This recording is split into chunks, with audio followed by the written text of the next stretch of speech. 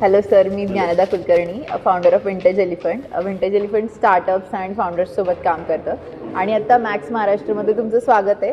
Thank you. Max महाराष्ट्रमध्ये आपण भेटतोय सर. आज बेसिकली निवेश महाकुंभचा कार्यक्रम झाला आणि त्याच्यामध्ये आपण बघतोय की खूप इन्व्हेस्टर्स होते, रेग्युलर इन्व्हेस्टमेंट करणारे होते, क्युरियोसिटी असणारे होते.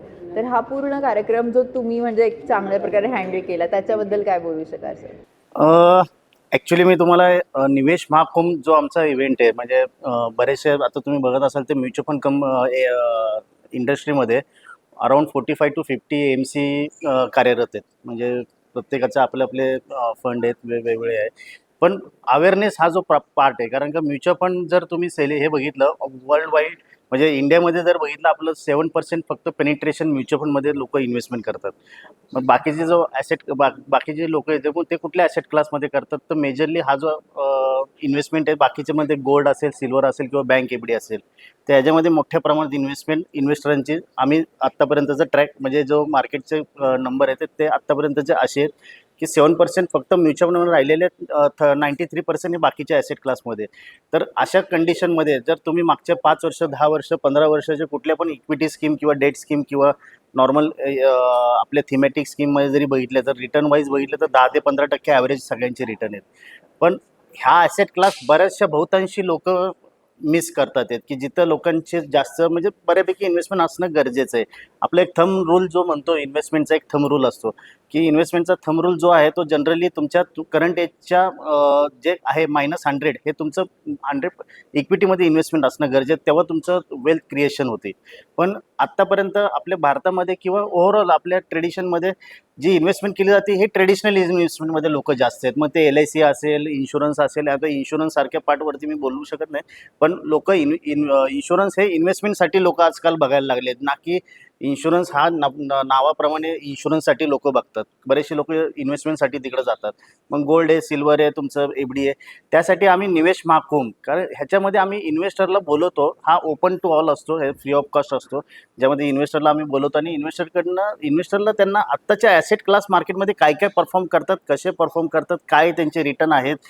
तुम्ही फ्युचरमध्ये तुम्हाला जर चांगले रिटर्न कमवायचे असेल, तुमचा काय गोल असेल, एज्युकेशन, मुलांचं एज्युकेशन असेल, काय कुणाचं काय रिटायरमेंट प्लॅनिंग असेल, तर ते गोल तुम्ही कसे अचीव करता हे तुम्हाला जर ॲक्च्युली एका हबमध्ये जर तुम्हाला त्याची प्रॉपर माहिती भेटली, तर ते कधीच ही इन्व्हेस्टरसाठी चांगलीच आहे.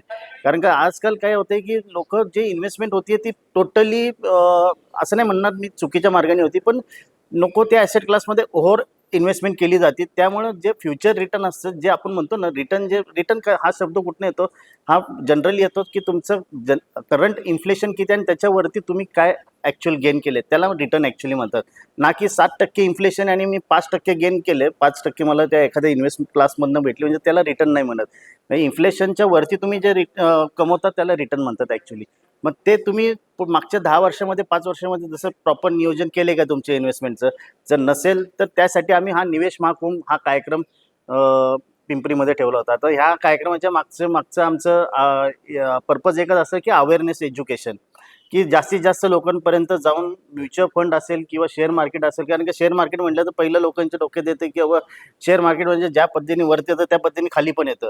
बऱ्याचशा न्यूज चॅनलमध्ये तुम्ही बघितलं असेल की मार्केट वरती जाण्याच्या न्यूज फार कमी असतात, पण मार्केट खाली गेल्याच्या न्यूज फार जास्त असतात.